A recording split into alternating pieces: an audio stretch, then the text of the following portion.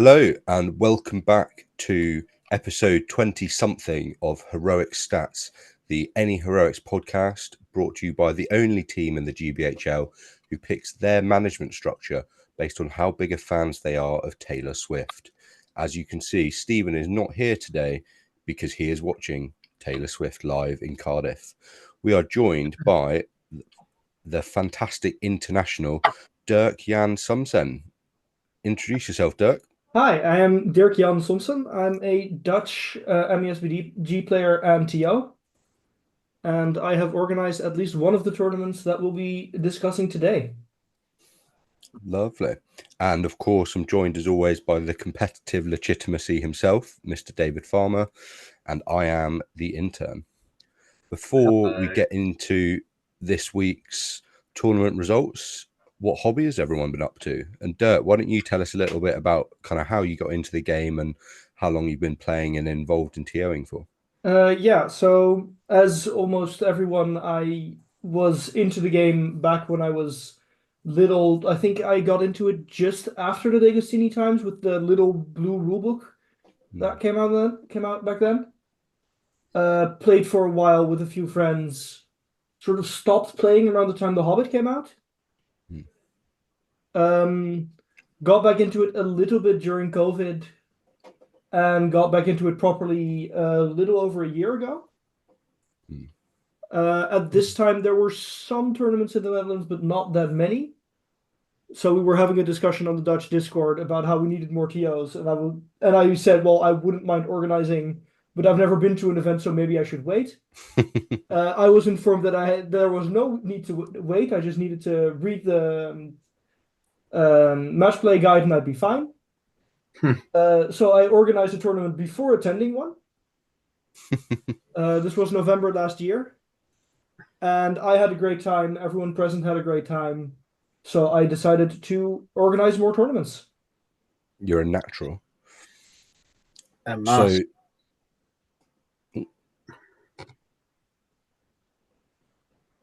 to the TOing cause, I would say.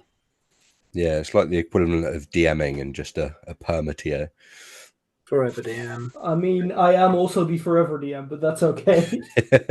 It all tracks. And Dave, what have you been up to since we last recorded? Any hobby? Yeah, I've been painting some bits. I have been painting some more ranges, would you believe it? It was like all I've painted for this year, pretty much. Yeah, I know that feeling of just painting one warrior over and over again. I ended up in the surreal position where I converted so many to have axes for my Nations Cup list that I then didn't actually have enough that didn't have axes or spears for something else I was doing. And I was like, okay, if I can get up to 12 without axe or spear, and then obviously I have plenty with axe and even more with spear, I'm like, at that point, I really won't need anything else because I've got every ranger from the Gondor. What's the total number up to? I think it will be something like 45 troop rangers painted. Are you at 1,000 points of Rangers of Athelion yet? No. Well, I mean, if I draft in my Warriors of Minas Tirith, then yes, but you know, I don't have a captain of Minas Tirith, so technically not. Cool. Right, next up is my favourite part of the podcast, and that is Shilling 7th City, the place where you can buy all your favourite models, all your favourite products from other game systems, and of course, sell your second-hand models, buy second-hand models, give them a new lease of life. Will buy everything from the stuff you painted when you were 10 years old to the models you won Golden Demon with. So check out our affiliate link in the description below. And buying event tickets for them, use the affiliate link. Yeah, and if you trade in your models and you get store credit, which gives you an extra amount on top, you can actually use that store credit to buy event tickets. So that's what I've been doing. I've bought my Lorcana Store Championships ticket using store credit I got from selling 40k. You'll know I've fully gone off the deep end when I sell all my Lord of the Rings for Lorcana cards, which hopefully I won't do because I have to do the podcast. I'm not convinced you haven't already gone off the deep end, John. Yeah, that started a while ago, didn't it? Every second sentence, he's not there yet. I just want to get sponsored by Big Lorcana. That's the goal. You mean Disney? Affiliations, mate. Yeah, Disney sponsor the podcast. Small fry, mate. Small fry. I'd happily shill for Disney. Speaking of large soulless corporations, we had some news from GW recently. This month's preview was, of course, a scavenger who hunts. Is it Nazak? Nazak, his name is. Other people have previewed the news. Dave, do you think Nazak has got much legitimacy? Is he going to be competitive? If he has March, you'll see him in any list instead of a captain, probably. If he doesn't have March, you won't ever see him outside of silly lists. Is my take. But I think he's a fun idea more than he's a good idea, unless there's some sort of legion that makes him the center of it, which I doubt there will be because he doesn't seem like that kind of hero. He'll be like a secondary hero out of a legion. Probably. What do you think about him, Dirk? Yeah, I think he's a lot of fun. I think you will see him a lot at 80s where people put him next to a bunch of stuff that can paralyze people to try and give him something cool. I think that is a combo that might work decently. Funny you should say that. Yeah, I think there's combos you can build with him that will work okay. I doubt he'll be winning any hundreds. Yeah, I think you're spot on there.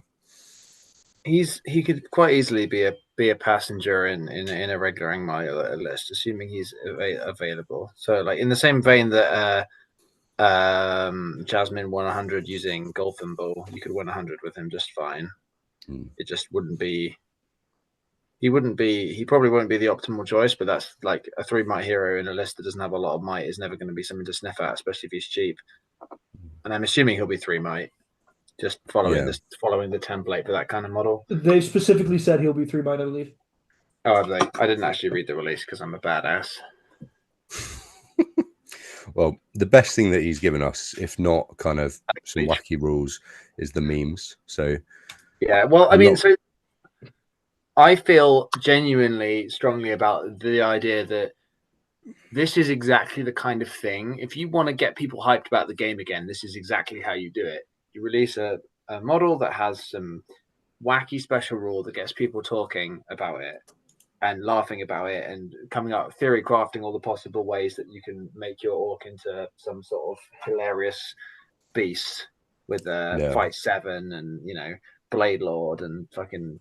So do we think that's the best weapon he can possibly steal? Is there anything better? Oh, definitely. I mean, that's better than the Stone Flail. It's better than he can't steal the Crushing Club. It's better than an Uruk Bane dagger or something silly like that. Well, if you want to get and see any of these fantastic memes that we're not crediting specific people, but thank you, CJ. Watch on YouTube. Don't be a Spotify. We are in the spirit of Nazak. We are not crediting, and we're just straight up stealing. Yeah. So nobody read.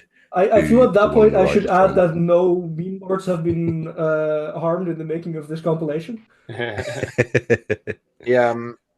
I also feel compelled to point out that this one, there was a David Clubley meme on the right there, is not actually correct. I've seen people in the comments saying that is how it would work, and it is not how it would work because stab does not involve the weapon involved when winning oneself, as per the rules. Remember, listeners, don't let the truth get in the way of a good meme. I mean, as the editor of the Bungle, Clubley is fully aware of that. Very rarely come into it. So let's get back on topic and look at our first tournament of the weekend. This was Where Legends Are Made, a GBHL 80, TO'd by Charles Sims, held at Harlequin's Gaming Store in Preston. Players brought 500-point armies and played 4 games. There were some stipulations: no heroes of legend, no named heroes of valor, and no legendary legions. Most sporting was Jim Smith. This was him pictured, I think, halfway through the tournament at the start. This was him at the end. You can see why he got most sporting. It was clearly a lot of fun, at least for most of the evening. Best painted was John Talbot. Hero of the hour was Tom Williams. He bought the round in spoons afterwards. Results kindly came from Will Johnson, and there were some special rules in play in addition to the restrictions. You could upgrade your leader and up to 2 other heroes post-game if they killed a multi-wound model or another hero. And the upgrades stack, and these effects were things like +1 will or +1 might. Let's have a look at John Talbot's absolutely fantastic dwarf army. So this is a really clean paint scheme, but when you click through the photos, you see some of his models are just incredibly converted. I think that's a Gimli head there. They've got little rucksacks on, and that's kind of the key leadership group. But yeah. Wow. Really sick army. Yeah, that's great. I would have assumed looking at that they were third-party miniatures of some sort. That's how authentic they look. Yeah, they're really, really Nice. cool. The paint scheme is fantastic. So our third place army, take a deep breath for this one, because they have brought 45 models at 500 points. They've got a Moria army with Groblog leading 1 Bat Swarm, 1 Marauder, 4 Goblins with Shield, 4 Goblins with Spear, 2 Prowlers. Goblin Captain leading 4 Goblin with Shield, 4 Goblin with Spear, 4 Prowlers. Moria Goblin Shaman leading 2 Goblins with Shield, 1 Goblin with Spear, and 2 Prowlers. And finally, another Moria Goblin Captain leading 4 Warriors with Shield, 4 with Spear, 2 more Prowlers, a Bat Swarm, and a Warg Marauder. What do we think of this one, Dave? Is that 2 Marauders, 2 Bat Swarms? Yeah, at 500 points. I mean, that's a lot of tools for like doing with objectives and whatnot. I guess with the hero restrictions, you can't have the Durbers. I think it's an interesting choice. I think like Moria Goblins are always a little underwhelming for what you get. Like, I mean, 45 models certainly isn't a slouch. It's got 4 bow shots and all that, and Prowlers and everything. But at the end of the day, like, there are a lot of lists at 500 points that probably would make an absolute meal out of this. But obviously, that's easy for you. You know, like Lister maybe a bit less strong can have a good time. Like, for example, I was thinking Hunter Orcs, Azog's Hunters would just rip this apart probably. Not quite as badly as it rips apart Goblin Town, but still pretty badly. Yeah, I've been on the chittery side of that matchup, and it doesn't go well. It's painful. Goblins just, I mean, like spam numbers is good, but like, if anything, I like the fact that I've seen this just because I really like Moria stuff, and I wish it was a bit more viable as a pure faction. Dirk, you're a bit of a Moria connoisseur. What do you think of this one? Well, to call me a Moria connoisseur is a bit of a stretch because I mainly just play depths because I enjoy having a Balrog and whipping people. And when you play the game? Well, hey. Yeah, it's 45 models at 500 points is kind of ridiculous. My main issue is just the fact that if you want to hoard out, you know, you can get more with Goblin Town. Although I do think that, as I'm a big enjoyer of Wild Marauders and I love seeing them, Prowlers are good. Although they feel a little bit less great when you're not backing them up with the +1 to wound. I mean, Prowlers in as well Lothlorien are just fantastic. But I mean, this is the kind of list that you'd want to see at an 80, something that you wouldn't normally see because Moria is just it's not super strong. So in a smaller points level at a tournament where people probably aren't going to be taking the meta power list, you can break out something a bit more interesting, a bit cooler, and clearly do pretty well with it. Yeah, exactly. I'm interested to hear how upgraded he managed to make his leader by the end. Groblog on steroids. So our second place list was Thomas Williams. Please note he is not pictured below. Everything has an axe, and he has brought 38 models of Isengard. He's got the Wild Man Oathmaker as his leader, 6 Wild Men of Dunland with 2-handed axe, 5 Wild Man of Dunland, Goroth Ironskin with a Crabane, 6 Dunlending Warriors with Shield, 5 Urukai Warriors with Pike, and then Ugluk leading 6 Dunlending Warriors with Shield, 1 Dunlending Warrior with Shield and Banner, 5 more Urukai with Pike. So 7 models less than we saw with the Moria Horde. Obviously no bats and no marauders. Does have a Crabane for that insane mobility. Dirk, what do you think of this one? It's, again, a rather high model count that did quite well here for 500 points. Do we know which scenarios they played? We don't, unfortunately. Because I would imagine things like maybe Breakthrough and Domination might influence these lists towards floating to the top. Yeah. Well, I mean, this list is really like it's got Uruk-hai Pikes behind Dunlanding Warriors, which is a cool idea, and I always think it looks really cool. And like, it's never as viable as you want it to be. So it's cool to see it being played. I wouldn't say this is particularly powerful again, because you can get similar kind of numbers in Isengard at these points levels with like slightly more business end heroes, but also like Golf is no slouch. Oathmaker has a few tricks that make him quite good. I think it's interesting that he was the leader. That could backfire quite easily considering he's D4 and only has one fate. But Fearless is nice, and he gives the rest of them Fearless. Yeah, not much to say about this really. It's a combo that looks very cool on the tabletop. It doesn't have loads of competitive viability, but yeah, again, he's clearly done all right with it. It's got quite a lot of might for 500 points. I'll say that, and those heroes are actually fairly beefy. Yeah, we've seen Gorov do really well, haven't we, in hundreds? So we know he can perform. Really good hero. Speaking of people we've seen do well at hundreds, the tournament was won by the Pope himself, Mr. Ben Haslam. He brought a 28 model Mordor army. Gorbag was his leader with a shield, leading 5 Black Nuns, 5 Morannons with spear, and 1 tracker. He had a Ring Wraith, not quite the usual Tesco Wraith. This one had a horse, 2 might, 2 extra will, and 2 fate, leading 5 Black Nuns, 5 Morannons, and a tracker. And then the spice kind of sprinkled in on top, a Mordor War Catapult with 7 heads. I love this list. This is some villain shit to come to an 80. I mean, I'm not surprised he won. He's a top player, and that's a pretty good list. I mean, just Black Numenorians back with Morannons with a Wraith hanging around is just gonna beat the crap out of all those other battle lines we saw. 28 models isn't fantastic, but if the scenarios let you get a couple of shots of your catapult off, it's quite reliable, and it's it brings a decent amount of models. And if you really get stuck, you can just push your catapult into battle and use your troll as just a troll.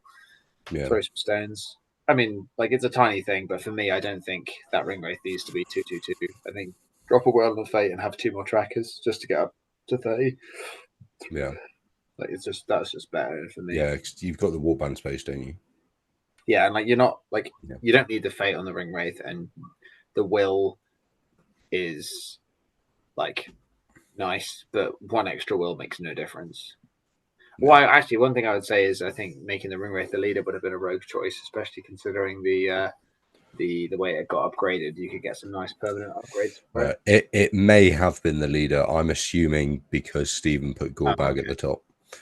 For once, the intern is on a semi-sabbatical, so it hasn't been making the slides. That might explain why it has 2 fate if that was the case. But at any rate, that's just what I would do. But it doesn't matter too much. Yeah. You can also, if you want, you could, rather than trackers, you could make them catapult crew. Also 5 points. Yeah. But congratulations to Ben. Throwing 7 heads at people at an 80. You love to see it. I mean, 7 heads. We know Ben's a nice bloke. He's won a lot of most sportings. It might have just been rocks. There's no point in 7 heads. It's 5 points upgrade. It's surprisingly possible that this weekend had more Mordor War Catapult used than any other, because there were two in a list in my tournament as well. Hopefully. I haven't actually looked at what podiumed your tournament, Dirk. It did not podium. Oh, no. You tease. Right, let's look at our next tournament. It's not quite Dirk's event yet. We're saving that one till last. It is, of course, the Siege of Glasgow, GBHL 90, TO'd by Thomas Sherlock, unsurprisingly, in Glasgow. Again, it was 500 points. Players played 4 games. minor and major wins were relevant. +5 VPs to get a major win, same as last month's Nations Cup. Minimum of 4 models, max 65, no Tom Bombadil. The rules pack gave specific scenarios, so they played these scenarios in this order: Clash by Moonlight, Capture and Control, Storm the Camp, and Destroy the supplies. Most Sporting was won by friend of the pod, David Reed, our erstwhile reporter in Scotland. Best Painted was won by Frederick Needle, and results were courtesy of David Reed. How he's done that with no internet in Scotland, we will never know.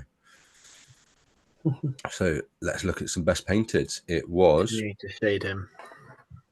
Oh, we love David Reed, but we don't like the Scottish. They invaded us. Hey. Right? Yeah. They just God. They definitely did it at some point, and that was probably the first aggression between these two countries. Anyway, let's move on. So talk about this Theodra's God, Dave. That's a converted AMR to make Theodred. Not sure what head he's done. I think he's just shaved AMR's beard off. I can see a Captain and Grimbold, which is how I like to build it at 500 points. Those are some 3D printed Royal Guard. Very nice. It's very clean, very crisp, very by the numbers paint scheme, which is cool. No complaints about that. Like the objective markers. And he seems to have converted Royal Guard mounted out of one of the poses of the Rider of Rohan, or possibly those are 3D prints, but they look like converted Riders of Rohan to me, possibly with 3D printed helmets. We definitely seem to be seeing a trend of a lot of the armies winning Best Painted are just really clean looking, really well executed paint schemes. Yeah, I mean that's what I aim for. I can't do that, so it disappoints me that I can't do that. I have to go grubby and technical. I always stumble at the well executed bit. I do love that Rohan Captain model. It's probably one of my favorite models in the game, where he's just it's good. That whole concept is good. I don't think he seems to have gone for 2 banners, which is definitely a waste of points at 500. But there you go. It's possible he just has that for passing banner purposes, but still, star points. Yeah, I mean, to be fair, I do that with my elves, just because I happen to have a bunch of different elf banners and Hobbit banner made and painted. So when I'm playing that alliance, I bring them all along. You have, do you, Dave? Yeah. Can you bring my models towards there, please? You remind me to. Also, yes, I do have several painted elf banners that are nothing to do with that one that you lent me. So, third place was taken by Henry Williams, bringing Lurtz's Scouts. He's got 29 models. Lurtz with 6 Uruk-hai Marauders with shield, 2 Uruk-hai Scout Marauders with bow, 1 Uruk-hai Scout Marauder with banner and bow, 6 Uruk-hai Scouts with shield in Maha's warband, 2 more Uruk-hai Scout Marauders with bow in Maha's warband, and Ugla leads 5 Uruk-hai Scouts Marauders with shield, 3 Uruk-hai Scout Marauders with bow, and 1 Uruk-hai Drummer. This is a fast list. This is a really fast list. Yeah, I mean, what the scenarios again? I think it was. We scroll back. Yeah, Clash by Moonlight. Storm the Camp, Destroy the Supplies are very heavy on the movement.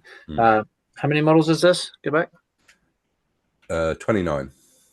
See, that's not actually very many models at 500 points for a list with no spears. So I'm actually quite impressed that he managed to get pull out a good result with this.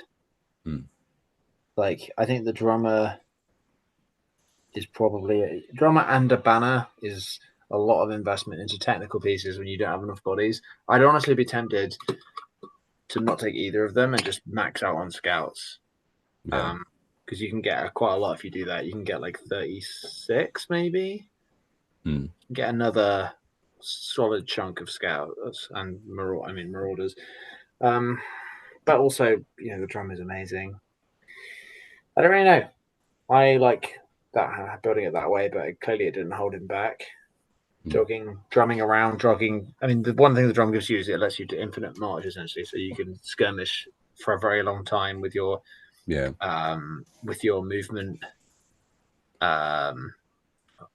like moving 5.5 and shooting troops, which is just nutty. And you can move 7 if you march, which is just funny. But then again, you can get more bows. That's great. So max out your troop bows, use Lurtz's bow, and yeah, I think this banner doesn't necessarily help you that much. But again, clearly didn't stop him. And obviously, if you're playing Destroy the Supplies, the banner is nice. So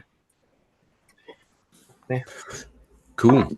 Chittering into second place was Mr. Christopher Murphy with a list very close to my heart. He has brought 57 of your finest goblins. The Goblin King leads Gollum, 14 goblins. Grinner leads 13. The Scribe leads 12. And a Goblin Captain leads 13. 57 in total. That's just as powerless, basically. That's just one of the Goblin Town's best points levels. It's just a strong list. Does everything. Scribe lets you attack objectives, especially Storm the Camp. The Scribe is complete nonsense in Storm the Camp because it means your opponent literally can't leave their camp at all, which essentially guarantees you a draw or better. Disappointed that he didn't take the 2 token 200 weapons with those 2 extra points. But that was probably just because he was using 200 weapons as regular goblins and didn't feel like marking them in some way, which is the normal reason. Yeah, guilty of that myself. Yeah, I mean the only problem with this is like it's great in all the scenarios apart from the fact that it doesn't have a banner. But summing 57 models with the Goblin King and Gollum and Grinner is just it's got too much tech. You know, you got a Scribe bringing on goblins behind them to attack them. You know, you just I mean like scouts look at this and think, what the hell do you even do? Because everything's supporting everything else, and like yeah, they're better at fighting, but you know, it's 29 models. You lose 2, you know, they're getting doubled up pretty much. Yeah, I love Goblin Town. It's a really strong list at 500. Not what I'm taking, interestingly, to my 500 point event this weekend. So, what are you taking? I'm taking Fell Beings of Mirkwood, using all my Angmar models and the Spider Queen. I think so. The scenarios are known, so it's heirlooms, Destroy the Supplies, and Clash by Moonlight. So with the first 2 missions being banner scenarios, I thought goblins were a bit rough.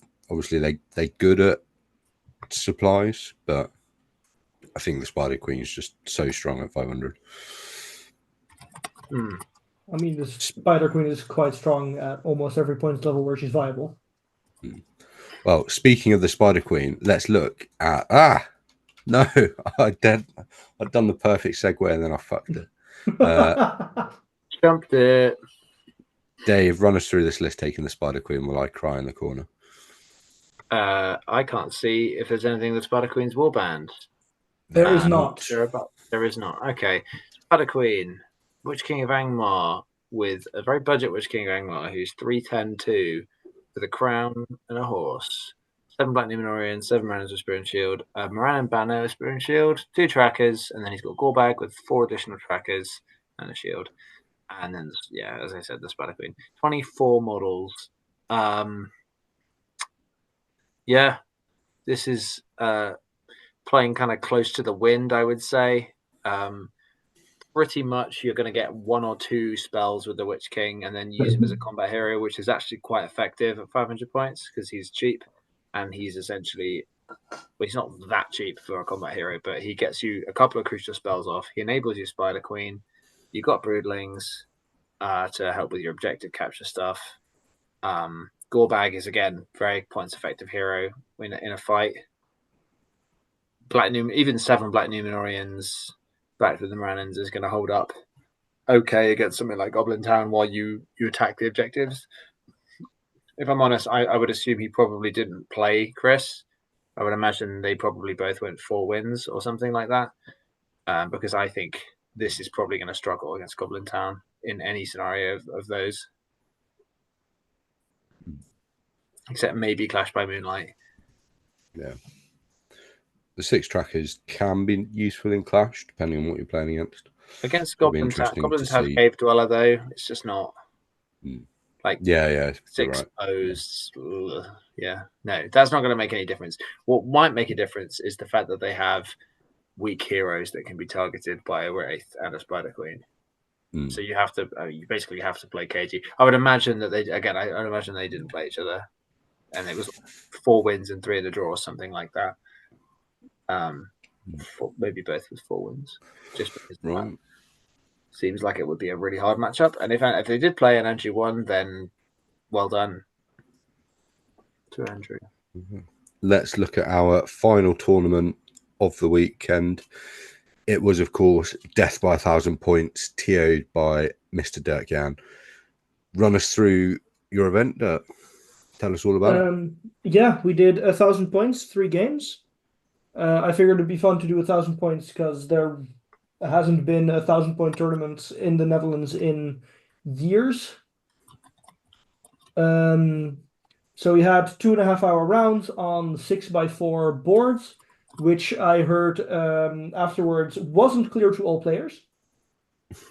So I was expecting bigger armies, but the highest model count army was 60 models. I think that's pretty normal at 1,000 points. People get bored of putting a ton of models on the board.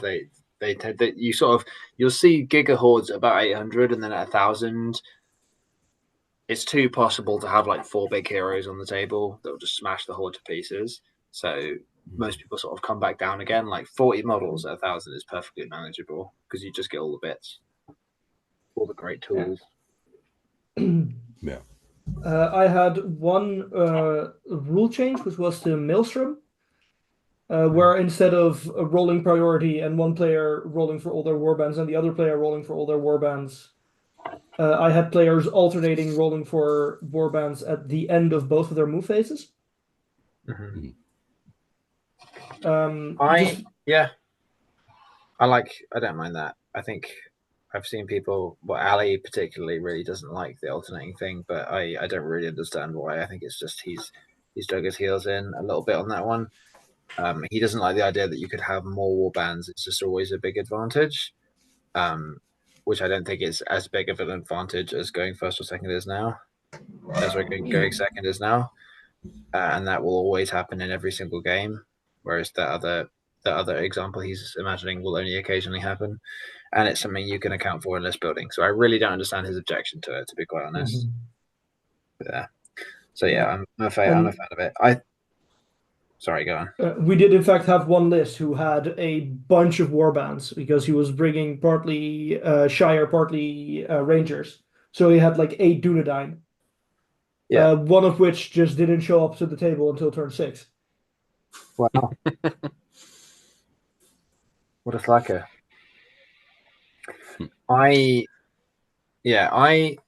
think my biggest issue with coming on with Maelstrom is just the moving onto the board phase, being allowed to cast magic. I think if you just made it a deployment phase on the first turn at least, and so you couldn't do any spells or shoot your bows or anything like that, then that would be much better, and it would just normalize the curve a lot of the sort of variance of what happens.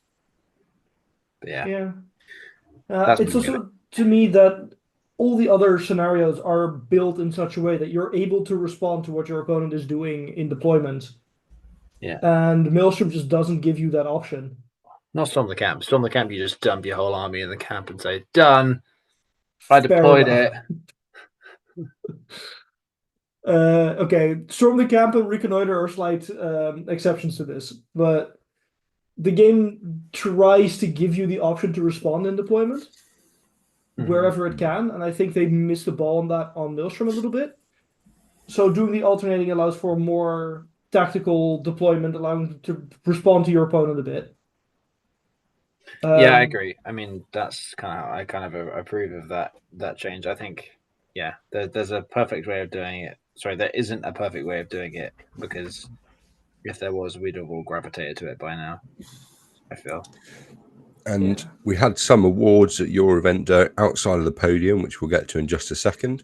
Most Sporting was won by Yorick, and Best Painted was won by Menno, and his looks like Rise of the Necromancer with Rise of the all the Necromancer, wraiths. Legendary Legion. Yeah, he had all the wraiths and a Keeper of the Dungeon, I believe.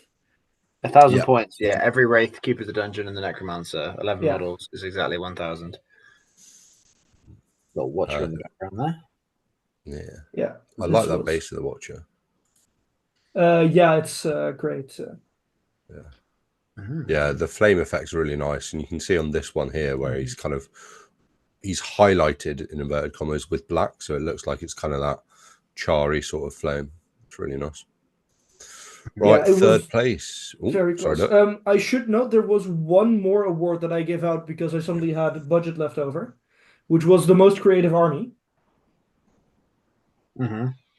Which ended up going to Jesper, who brought Treebeard, Quickbeam, Radagast on Slay, Gwahir, an Eagle, and Beorn.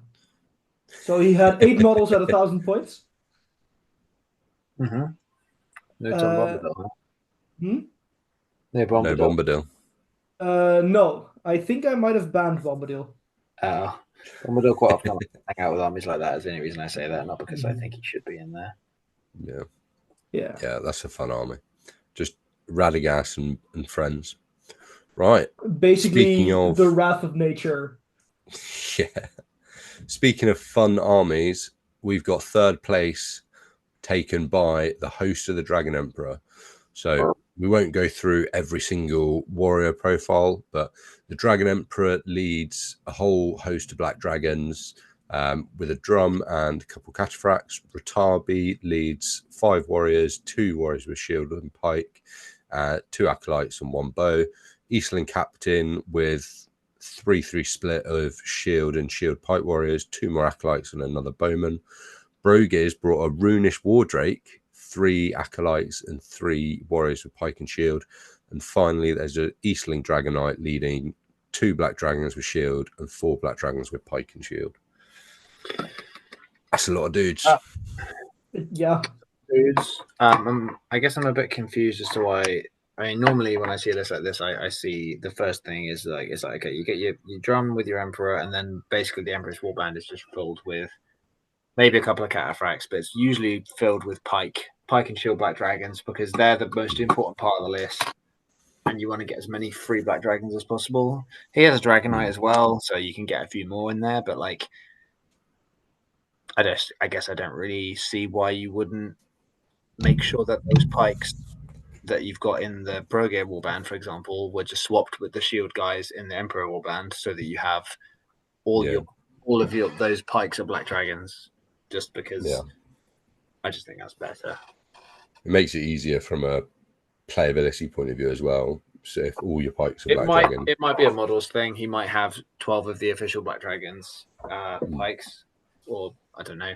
But I mean, that's how I would do it, because it's just like the black dragon pikes are the most important thing, really. Obviously, like the Drake.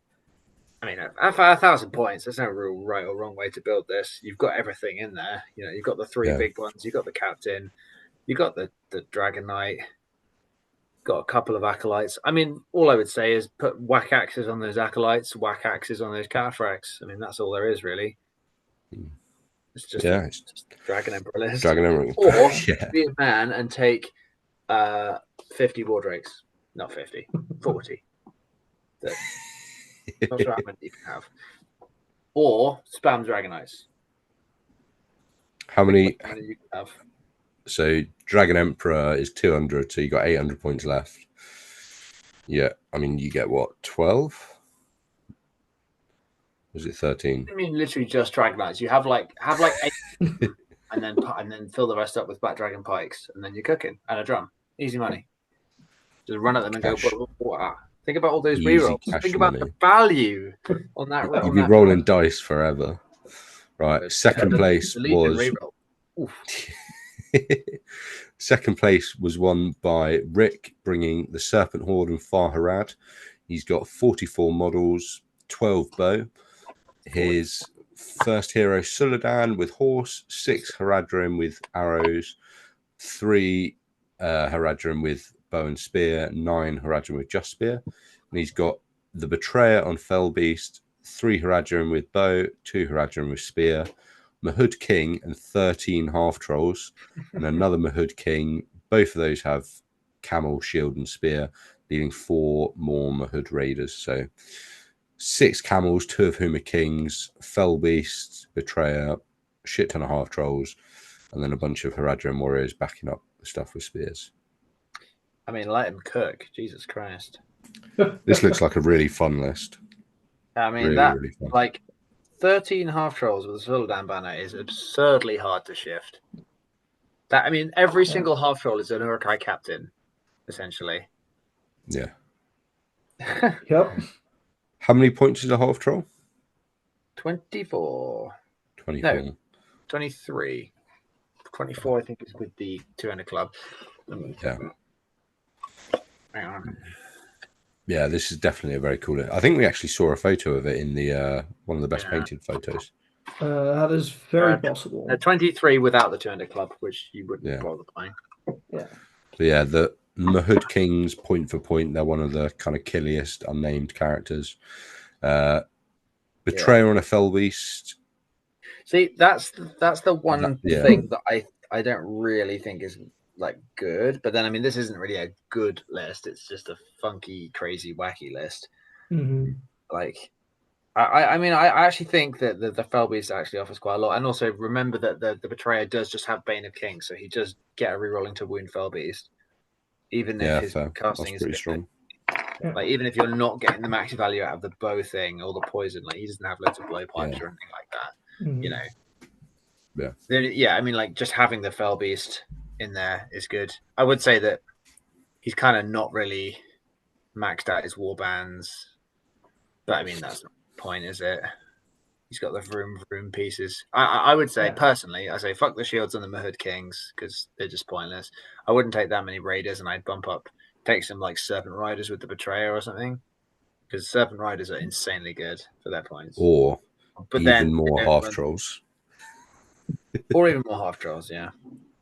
Yeah. I think there's a version of this where you only take 1 king, but I think really you want a few more. You do want the heroes, the power, the healing power, and then you just have an absolutely insane battle line that grinds extremely well. It's kind of like a little bit Bjorningsy, you know, in terms of killing power. Well, so we've had Dragon Emperor, we've had Serpent Horde for Harad in second, and in first place we've got Fan with Lothlorien, Numenor, and Rivendell. So 45 models.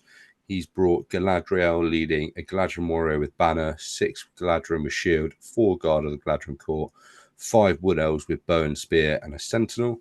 Then he's got Elendil with 6 warriors of Numenor with spear, 4 warriors of Numenor with spear and bow, Glorfindel with Asphaleth, armor of Gondolin, leading 3 high elves with bow, 10 high elves with shield, and 2 Rivendell knights for 15 bows in total, 45 models. How long were your rounds, Dirk? 2.5 hours. Okay. This also feels like a good point to mention that scenario was done by pool veto. So I rolled a pool and then veto. Right. Which pools did you play? Did you play all the pools?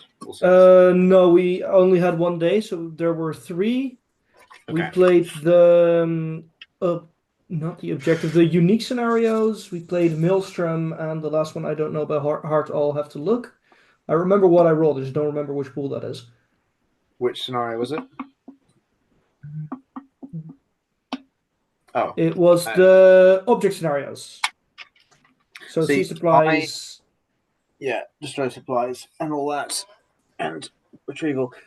These lists. The reason I was wondering about that is because these lists struggle to get where they need to be a little bit. I think, kind of counterintuitively, a list like this gets bogged down by having numbers. In a way, you'd almost want it to be a smaller list with more choppy heroes, so you don't get slowed down by doing loads of infantry combats that waste time. You're just here to kill stuff with your big boys.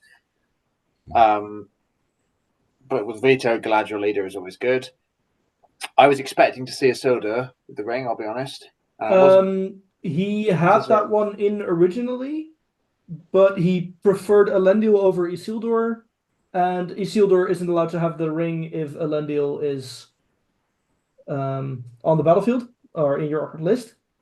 Yeah, but I mean, I think there's a real strong version of this kind of list where you run Isildur with the ring and then Gwaihir as well. So you could probably get maybe something like I would say you could probably hit like 38 to 40 models with those 4 heroes: Galadriel, Guahir, Isildur, and Glorfindel. Then put together like an elf battle line, pretty much. Don't worry about having Numenorians if you don't want them, or take some strength 4 if you want them. And then you've got like high fight value troops. Soldiers, heroes, and you've got the ring access to sort of stop anything big and scary on your opposition side without even having to transfix it. But I mean, this is obviously pretty good. Like, I think Warriors of Numenor, I think people are coming back around to actually, they're pretty good. And I think there is something to be said for the heroic combats Elendil might be able to get off. Oh yeah, I mean, I'm still being fight 7 and strength 5 is pretty he's a beat stick. And especially if you're at 1,000 points, so your opponent is likely to have more models, the value goes up of being able to slice through them a lot faster. Yeah. Well, yes. I mean, honestly, I think Elendil's best in this way. He's very good in the sense that you're quite likely to be facing an opposition who has a similar number of models, but they're all very elite because Elendil and Elendil goes through like dwarves extremely effectively. Glorfindel less so, but strength 5, fight 7 is beautiful. If only Hammerhand was fight 7. Boy. Yeah. I mean, we haven't even touched on the double kind of fortify spirit. There's going to be a huge amount of magic at 1,000 points. That's the other thing, that you get such incredible reliability from that. Yeah, I think I did a count at some point, and there were 22 separate casters. I mean, how many players were there? 20. Yeah, that'll do it. Yeah, you love to see it. Well, that's a good meta read then in that case. Yeah. So that is our tournaments from the weekend.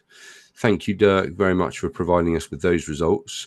And now we will move on to everyone else's favourite part of the podcast. It's not quite Shilling 7th City, but it is still fun to do. It is, of course, the viewer comments. So first we have Darch and Soul 5112. 500 riders of Theoden looks fun. Got a similar fiefdoms list at 500, and those small hero heavy cav lists almost always get you an enjoyable game. This is, of course, in reference to Dave's very successful, almost all hero riders of Theoden list that he took out the big day out tournament last weekend. I pretty much I'd never used it before, but I knew how it worked. It's the thing that makes the Rise of Theoden work for that, of course, is death. 3 heroic combats for heroes at smaller points levels is really, really hard to deal with. Obviously against fight 5 and higher, it can struggle, but at those points levels, you just don't really run into that much of that. Yeah. That's one of the reasons why I think it works best at 600 and below. It can still work at all points levels. It just becomes a bit of a different play style. Yeah. If you want to what do you think about it in doubles? What? What do you think about it in doubles? It'll be the same. I mean, it's a legendary legion, so it gets to abuse the doubles rules. So yeah, good. Because the doubles rules are terribly, terribly written. Yeah. So David Jackson 39 says, loving the pod as usual. Any tips on list building for veto events versus non-veto? I mean, the main thing is, pretty much the only thing is you don't have to consider your leader being a wimp. So Master, Denethor, Galadriel lists become way more viable, and you don't necessarily need March as much because you can veto the scenarios that are won or lost by having March, like Caesar Prize and stuff. Do you think skew lists get better in veto, or do you think they actually get a bit worse because your opponent can veto out the best scenarios for them? Depends on what kind of veto and what kind of skew list. Because if we're talking like vanquishes or all hero,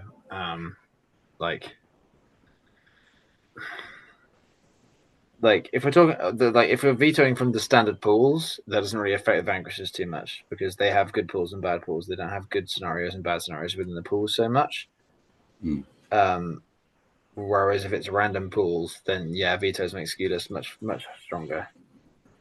Because that's the issue with the pool system as it currently exists, is they're not different enough within pools to make veto interesting. All it means is you just play the same scenarios over and over. Yeah. What do you think, Dirk? Yeah. Your event was veto. Yeah. I always enjoy, whenever possible, moving something from random into a tactical decision, which is why I personally enjoy veto a bit more. Yeah. Also, my big takeaway on veto. Sorry, you go first. Also, I am the only Dutch TO who does veto. Everyone else mostly does full random scenarios, and I think the variety is also a good thing. Having more variety, I think, makes the game healthier. It does. My take on veto is this: the more you play tournament games, the less you want veto, in my experience. Generally speaking, because if you're playing tons and tons of tournaments, you're gonna have opportunities to go again. Whereas if you get to play fewer tournaments, you want your tournament to be a bit more dependable. You don't want to get shafted in the first round by a random ass skew matchup. By playing the Balrog into Smaug in Assassination. At least you're immune to the fire. Yeah, it was very close when we ran out of time. One more turn, I would have got him. I think that actually Smaug is not really on the face of the Balrog, especially if he doesn't have other targets. Yeah, the main problem was that it was Assassination and there were other targets. Yeah, just hide him. Just fan every government massively so that he can't land anywhere on the board until the Balrog gets into combat with him.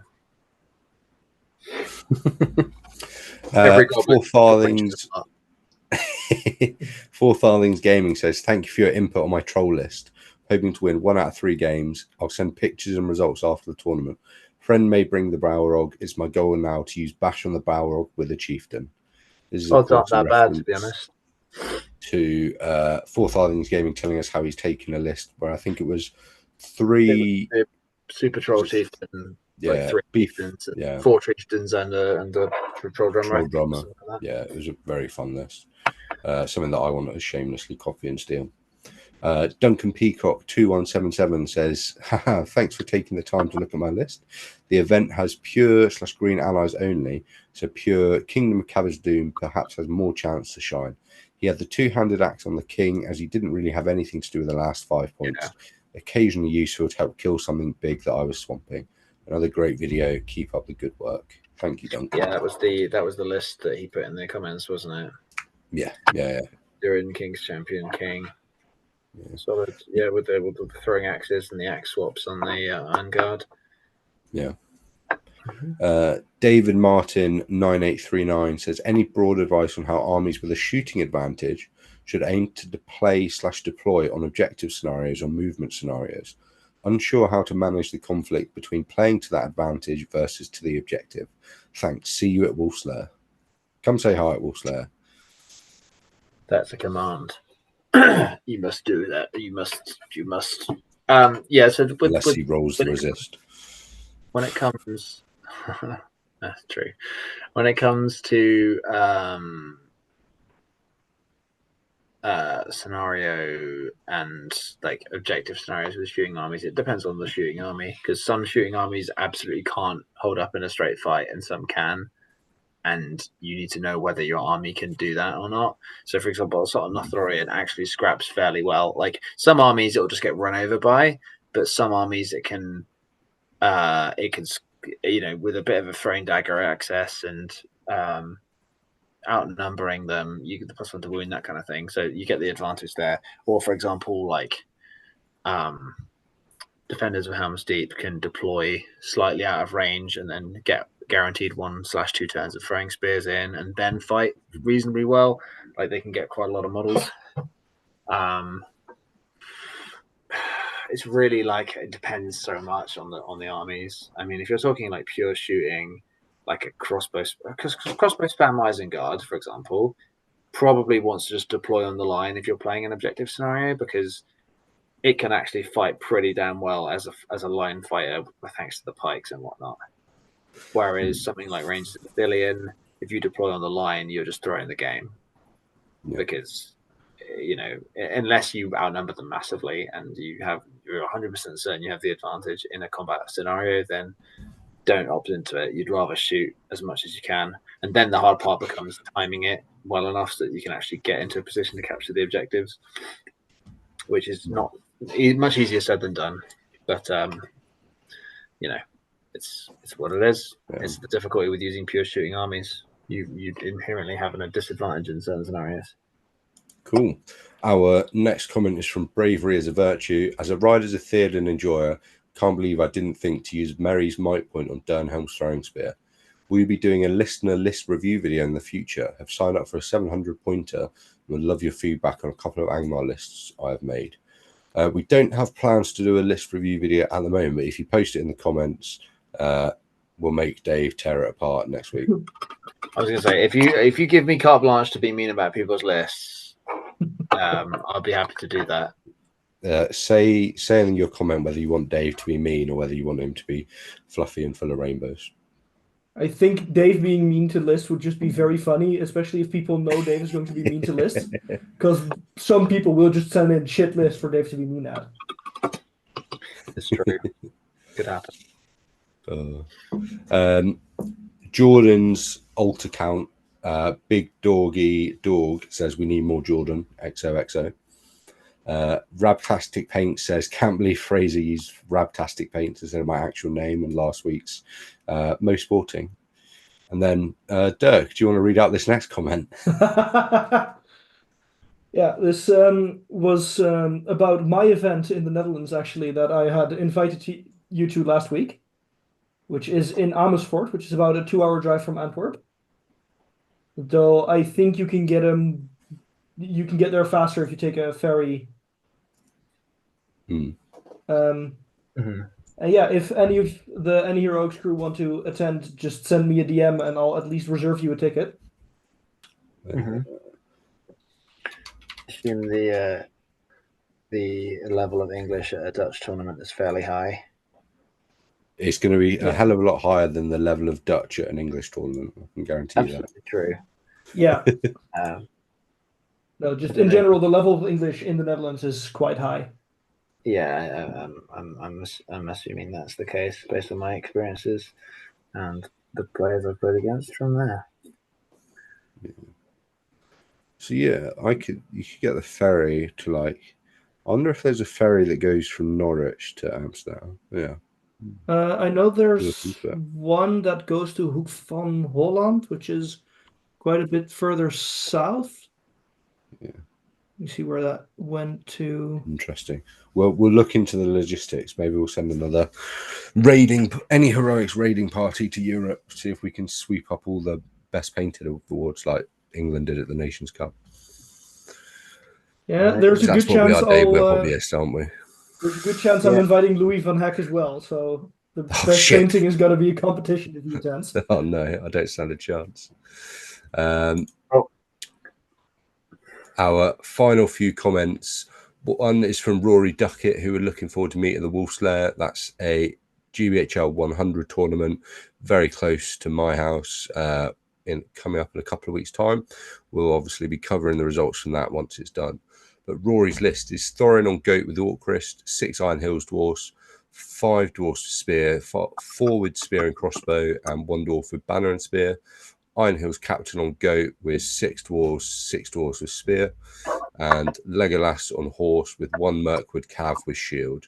Major weaknesses are against magic and only having 32 models. It does, however, allow me to convert all my heroes, which might give me a fighting chance at best painted against John. I think you should cut all those heroes and take non-converted ones. I think that's the best optimal play for your list. Dave, do you agree? In terms of the list, I think it's pretty nice. I like the choice of heroes. Green Alliance doesn't really get you very much, but it does give you a reroll on Thorin, which is nice, because it just makes it a little bit more reliable. Obviously, Thorin's a little bit of a vulnerable leader, but at 700 points, you won't be running into really heavy magic that much. Like there'll be a little bit, you might run into a bit, but like 700, it's still a little bit more difficult to get the 2 wraiths in. Not impossible, and there definitely will be some double wraith lists there, but with veto on the table as well. Well, exactly, yes. But also Legolas actually gives you a lot of play into double wraiths. You can just sit there and pop shots at wraiths until they fall apart. I've had very bad experiences with Legolas shooting my Witch King on Felbeast, so it's going to be rough. Exactly. Yeah, it's cool list. Honestly, I quite like that. Davy Gravy asks, who's going to win the GBHL's first 7-a-side football game, shirts or skins? This is in reference to the football game that the Golems Gamers have organised for after the Wolf's Lair, which is going to be the true fight of the heavyweights of the GBHL. If you want to come along, there are spectator tickets available. Just send PayPal money to the Any Heroics email address. Final comment is Lord Zell is asking, when is my rankings officer updating the rankings and lists? He will, of course, do the rankings as they come in, and maybe he'll do the lists when people stop posting them. That's my rankings officer. My laughter there was not in any way related to the fact that that's not true. He's busy. He's moved house. He's got models to paint. I don't know. Denby. I'm happy to see Jack watches the pod or listens to the pod. Don't dox him, Dave. I have not doxed anyone. Dave lives at 123 Chitter Lane, Chitterington. Yeah, that's correct. Don't dox me, please, John. Speaking of chittering, that is the end of our podcast. Thank you very much for listening. Don't forget to check out 7th City. Thank you very much, Dirk. Is there anyone you'd like to shout out? No one in specific, just the general Dutch community were consisting entirely of wonderful people. And me. All right. Well, thank you to you both for joining me tonight. Hopefully Stephen's enjoying himself at Taylor Swift. Stay chittery. Stay chittery, gang. That is a threat. Chitter? You can say more conviction than that. The Chittering Horde, that's going to be our Patreon. Fiddle away, son.